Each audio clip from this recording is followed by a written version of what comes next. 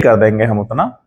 चलिए, तो देखिए, नर युग्मकोद्भिद को हम अंग्रेजी में कहते हैं मेल गैमेटोफाइट। वैसे जैसे क्लास पढ़ रहे थे वैसे ही पढ़ो, बिल्कुल टाइट वाइट नहीं होना है, समझ रहे हैं? वो अपने घर का है, समझो। मेल गैमेटोफाइट, ठीक है। तो मेल के लिए हम शब्द और कौन सा यूज करते हैं? माइक्रो। शुरू से बताया है कि माइक्रो शब्द का इस्तेमाल किसके लिए होगा? मेल के लिए है। और गैमीटो का मतलब गैमीट, और फाइट का सीधा सा मतलब हो गया कि वो प्लांट का हिस्सा। तो मेल गैमीटोफाइट का बन जाना, ठीक है ना। अब ये नहीं कि बहुत सीरियस हो जाए, रिकॉर्ड हो रहा है तो सीरियस होने की जरूरत नहीं, उसको भूल जाओ कि रिकॉर्ड हो रहा है, वो अपना काम कर रहा है, समझ रहे हैं। तो मेल गैमेटोफाइट जानने से पहले हमें देखना होगा वो स्ट्रक्चर। जैसे देखो, ये फिलामेंट है और उस पर लगा हुआ एंथर है, ये, ठीक है ना। क्या नाम है इसका? फिलामेंट है। और ये क्या है? एंथर है। और कंप्लीट स्ट्रक्चर को क्या कहते हैं? एंड्रोसियम कहते हैं। क्या कहते हैं बेटा? अच्छा, एंड्रोसियम को हिंदी में क्या कहते हैं? उमंग। क्या कहते हैं? उमंग कहते हैं। तो जब इसके एंथर वाले हिस्से को कट किया जाए, सेक्शन किया जाए, कौन सा सेक्शन कर रहे हैं? TS, transverse section. क्या बोलेंगे? ट्रांसवर्स सेक्शन बोलेंगे। तो उस सेक्शन में हमको ये स्ट्रक्चर दिखाई देगा, ऐसे बताया था मैंने पहले, जिसमें पॉलन चैम्बर की संख्या कुल कितनी है? 4 पॉलन चैम्बर है। बाहर से अंदर की तरफ लेयर तो आप सबको पता हो ही गया है। सबसे बाहर लेयर कौन सा रहेगा? एपिडर्मिस। कौन सा लेयर? एपिडर्मिस रहेगा। दूसरे नंबर पर इंडोथीसियम। क्या नाम रहेगा? इंडोथीसियम। तीसरे नंबर पर मिडिल लेयर। और चौथे नंबर पर टैपिटम।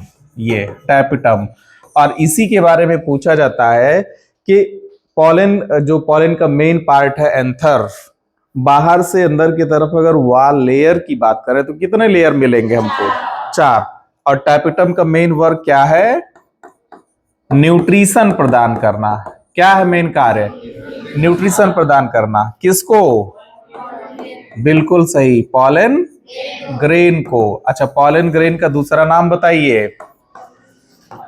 माइक्रोस्पोर। क्या नाम होगा? माइक्रोस्पोर। ये सिंपल सा है, शुरू से मैंने बताया हुआ है। तो अब इसके अंदर जितनी कोशिकाएं भरी होंगी, जितनी भी कोशिकाएं भरी हैं, सब में, चारों में, है ना। और भी कोशिकाएं हो सकती हैं, वो ये ना देखना कि 4 ही कोशिका है, मल्टीपल कोशिकाएं वहां पर होती हैं। और हर एक कोशिका का नाम होता है सी। माइक्रोस्पोर, मदर सेल, या उसी का दूसरा नाम पॉलन मदर सेल। और मदर सेल यहां पर जितनी भी हैं सब की सब डिप्लॉयड होती हैं। कैसी होती हैं? अगले पेज पर हम ले लेते हैं किसी एक डिप्लॉयड सेल को और उसका नाम MMC या पॉलन मदर सेल है, ठीक है ना। इसमें सबसे पहले कौन सा डिवीजन हुआ था? मियोसिस, जो कि कितने स्टेप में चलता है? 2। तो मियोसिस फर्स्ट के बाद कितनी कोशिकाएं बनी? और दोनों के केंद्र कैसे हो गए? हैप्लॉइड। कितनी कोशिकाएं बनी हैं? 2। और 2 कोशिकाएं की जो अवस्थाएं हैं, 2 कोशिका की, उसका नाम डायड। क्या लिखा हुआ है? डायड। और अगला यहां पर डिवीजन होगा मियोसिस सेकेंड। तो फिर कितनी कोशिकाएं बन जाएंगी? 4 बन जाएंगी। चारों कैसी हैं? 4 के लिए कौन सा शब्द यूज करते हैं? टेट्राड। और वो हैं किसके? माइक्रोस्पोर के टेट्राड हैं, क्योंकि टेट्रा मतलब 4। या फिर इनको हम और क्या कह सकते हैं? पॉलन का टेट्राड। पॉलन ग्रेन भी 4 बनते हैं, तो पॉलीटेट्राड कह सकते हैं। क्यों? आगे जब इनमें से चारों अलग होंगे इस तरीके से, ये चारों अलग होंगे, चारों के अंदर केंद्रक कैसा है बेटा? हैप्लॉइड। तो इनके बाहर वो परत डेवलप होती है जो स्पाइनी होती है। स्पाइनी मतलब कटीली होती है, कांटे जैसी, जैसे दतूरा देखे हो ना, वैसी संरचना। तो बाहर वाली संरचना का नाम क्या है? एक्साइन। क्या नाम है? और जो अंदर है उसका नाम एंटाइन। ठीक है ना? ये कंप्लीट। तो एक माइक्रोस्पोर मदर सेल से कितने माइक्रोस्पोर बने? 4 माइक्रोस्पोर बने। माइक्रोस्पोर को हम दूसरे किस नाम से जानते हैं? पॉलन ग्रेन से। या फिर अभी जो पहले शब्द यूज कर रहे हैं वो भी लिख देना जरूरी है, माइक्रोस्पोर। तो एक माइक्रोस्पोर से कितने पॉलन ग्रेन बने? 4 बनते हैं। और अगर 100 बनाना हो तो कितने बार डिवीजन करवाएंगे? 25, क्योंकि 25 चौका 100। और अगर 200 बनाना है तो कंफर्म है ना? तो ये बातें आपको याद रहनी चाहिए। तो हमने ये जो टोटल स्टेप बताया है, इस स्टेप का नाम है माइक्रोस्पोरोजेनेसिस। क्या नाम है? माइक्रो शब्द किसके लिए? मेल के लिए। स्पोरो मतलब स्पोर यानी बीजाणु, और जेनेसिस का मतलब क्या होता है? फॉर्मेशन। जेनेसिस मतलब फॉर्मेशन, यानी मेल स्पोर के बनने की क्रिया को माइक्रो स्पोरोजेनेसिस कहता है। तो कितने माइक्रोस्पोर बने हैं? 4 बने हैं। एक माइक्रोस्पोर को हम अगले पेज पर लें। ये देखिए, ये माइक्रोस्पोर जो हैप्लॉइड है ना? क्या नाम है इसका? माइक्रोस्पोर। दूसरा नाम बताइए? पॉलन ग्रेन है। अब इसके पॉलन ग्रेन में माइटोसिस होगा। कौन सा डिवीजन होगा? माइटोसिस होगा। तो जनरली 2 कोशिकाएं बन जाती हैं। ऐसे कितनी कोशिकाएं बन जाएंगी? 2 कोशिकाएं बन जाती हैं। दोनों हैप्लॉइड रहेंगी। एक को हम मान लेते हैं वेजिटेटिव सेल, वेजिटेटिव सेल, और दूसरा कौन सा? Generative cell. क्या नाम होगा? जनरेटिव का मतलब वहीं से अगला जनरेशन बनेगा, या अगले जनरेशन को बनाने में यही कोशिका सहयोग करेगी। समझ रहे हैं? अब इस अवस्था पर इस पॉलन ग्रेन का एक दूसरे क्रम में एंट्री करना होगा, जिसको हम कहेंगे पॉलिनेशन। क्या बोलेंगे? पॉलिनेशन को हिंदी में क्या कहते हैं? परागण कहते हैं। और परागण वही स्ट्रक्चर है जहां पर स्टिग्मा, स्टाइल और ओवरी है। साइड में यहाँ पर फिलामेंट और एंथर का कटा हुआ हिस्सा बना दिए। ठीक है ना? एंथर से पॉलन ग्रेन का मूव करते हुए किस पर जाना? स्टिग्मा पर जाना। किसका?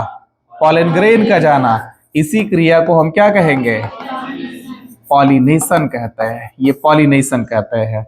ये स्टिग्मा है। फीमेल का कौन सा भाग है? वो जहां पर ड्यू पड़ा होगा। ड्यू मतलब ओस पड़ा होगा। ओस की बूंदें पड़ी होगी सुबह सुबह। तो ओस की बूंदें, जैसे चने को पानी में भिगो देंगे तो क्या होता? फूल जाता है ना चना, उसका आउटर कोट फट जाता है।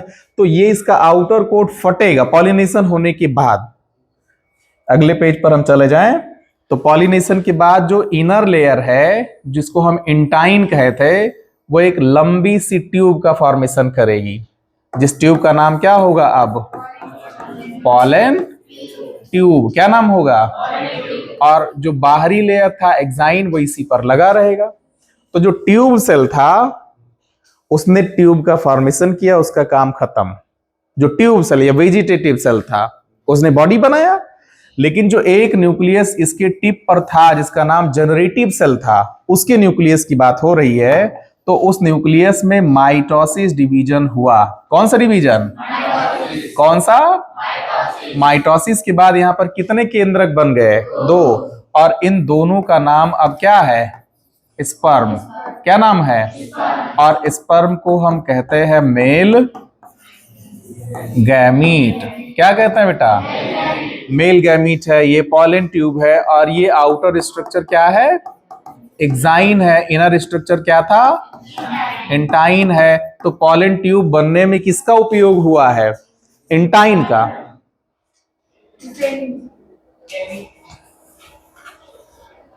गैमीट, हाँ ये ठीक है, गैमीट सही है।